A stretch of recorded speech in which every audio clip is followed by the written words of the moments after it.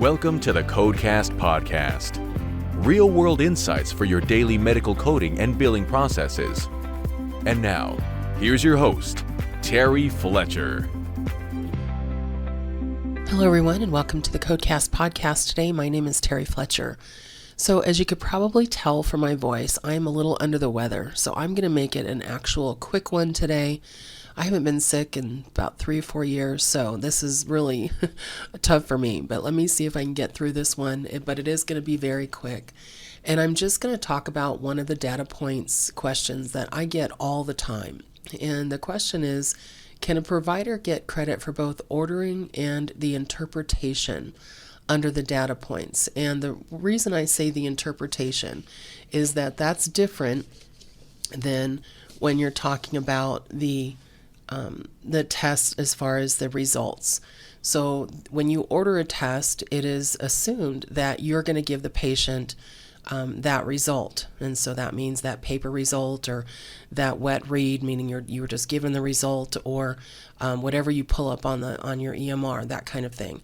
And so you can't double dip there. And if you ever pay for, I should say, if you bill for the test, then you can't capture that as well. That'd be double dipping because you're already getting paid for the technical and the professional components. So you can't also get it in your data point. But the question always comes up about that independent interpretation. And I actually hate this definition because it's been kind of skewed and reworked over the last couple of years in the new 2021-2023 guidelines. And it does move the data level from a low or minimal or none straightforward to moderate. And why is that? Well, when you look at independent interpretation of test, that means another provider or another physician outside of your practice, your clinic, your facility, basically performed a test that you did not bill for, and that you have to go over it line by line or step by step with the patient, and it's going to impact how you're going to treat them and what you do. So a really good example would be if you're an orthopedic surgeon and you ordered an MRI and they went to the independent testing facility, had the MRI done, and then they left. So they basically at the IDTF, they would bill for it. And yeah, they do bill for the interpretation because they create a paper interpretation of that test. Well, if the patient brings that film with them, and now the doctor puts it up on the screen, and the patient's in front of them in the exam room when they come in for their visit, and they go over, okay, let me show you what we found on that MRI and how we're going to now fix your shoulder or fix your knee or whatever they ended up having that. That is an independent interpretation. Should be well documented. What you went over with the patient doesn't have to mirror the interpretation that is expected on the from the radiologist, but it does have to be something that looks like an independent interpretation. And so there's always that question, there was an update in CPT to independent interpretation credit. So it used to be that you couldn't get credit for something you ordered. But if on page 12 of CPT under the independent interpretation, it does say a test that is ordered and independently interpreted may count as both a test ordered and interpreted. But that's what I'm talking about. It means that you basically took a test and you didn't just go over the paper or give the patient the result. You basically went over the entire, professional technical components. You had the film, you had the tracing, you had the actual physical test with you, and you were going over that with the patient as a radiologist would type thing to be able to get that credit. That's why it moves it up a level in the data element of the E&M service.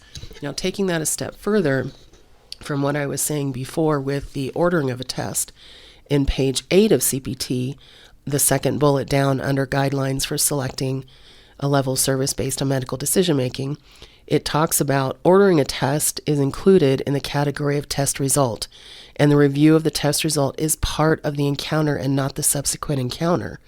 So you can't basically say I'm ordering it now and then I'm going to also get credit for the result later. You of course you're going to give the patient the result. And it also goes on page 11 about data analyzed and things analyzed as far as reviewing that data. Tests ordered are presumed to be analyzed when the results are reported.